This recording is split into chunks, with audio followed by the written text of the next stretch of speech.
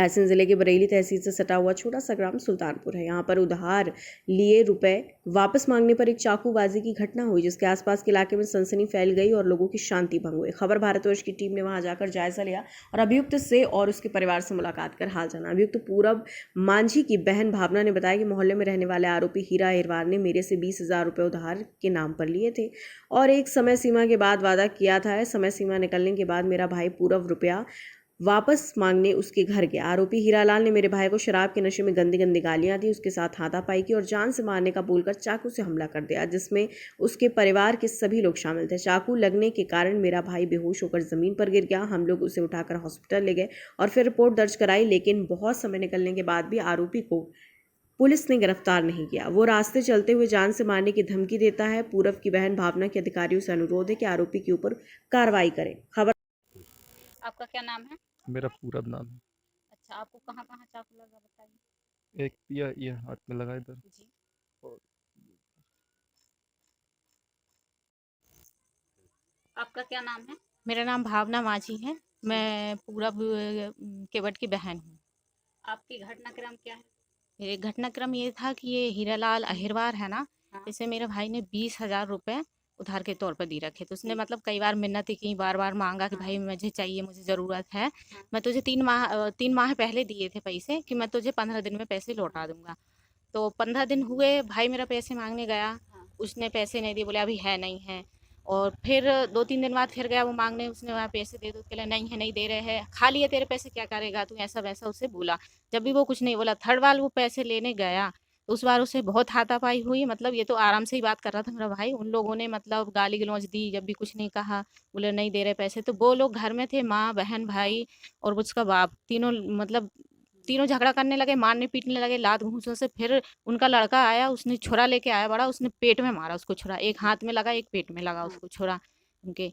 तो जैसे ही छुरा लगा, हम लोगों को किसी ने बताया कि मतलब वो लड़ाई हो रही, वहाँ हाथापाई हो रही है। तो मैं भागते गई, मैंने कही किसकी लड़ाई हो रही पूरब से। तो मैंने जाके देखा कि उसने मतलब भागते ही जा रही मैं, और उसने ऐसे करके उसके पेट में छुरा मारा। मैंने पहुंची वहां पर, मैंने उसे पकड़ा, कुछ लोग आ गए थे, कुछ लोगों ने उनको पकड़ा, कुछ लोगों ने इससे पकड़ा। अब इसके पेट में तो छुरा लग गया था, मैं वहाँ बहुत घबरा गई थी।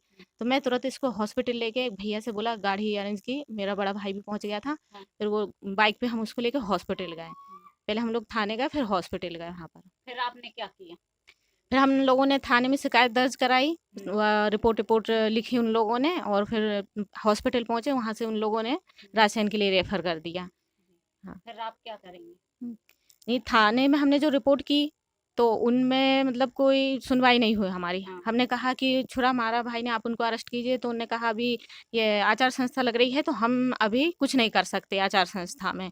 तो मैंने कहा नहीं सर, ऐसा नहीं होता। बोले अभी नहीं करेंगे, उसकी रिपोर्ट आ जाएगी, जो वहाँ पर मेडिकल हो रहा है तो उसके बाद करेंगे। उसके बाद आज 14 तारीख की बात है ये, 14, और आज इतने दिन हो गए हैं, अभी तक कोई हमारी थाने से सुनवाई नहीं हो रही, ना उनको अरेस्ट किया ना कुछ। हमने सीएम हेल्पलाइन नंबर में भी शिकायत दर्ज की कि हमारी थाने में सुनवाई नहीं हो रही है, हमारी समस्या का निराकरण नहीं हो रहा है। वो हमको मतलब धमकी दे रहा है, यहाँ से निकलता है घर के बाजू से छुरा लेके, वो बोलता है कि मैं अभी कम मारा, पूरब को एक ही छुरा मारा, फिर मारूंगा। और कई लोगों ने गवाह भी दी है थाने में जाके कि हमने देखा है पूरब को छुरा मारते, इसने मारा है, हमने देखा है। तो वो उन लोगों को गवाह है जो उनको धमकी दे रहा है कि जैसा हमने पूरब को मारा ऐसे ही तुमको भी मारेंगे। आता है वो गाली बकते जाता है, छुरा रखे रहता है। हमने पुलिस वालों को बोला कि ये ऐसा कर रहा है, हमें धमकी दे रहा है।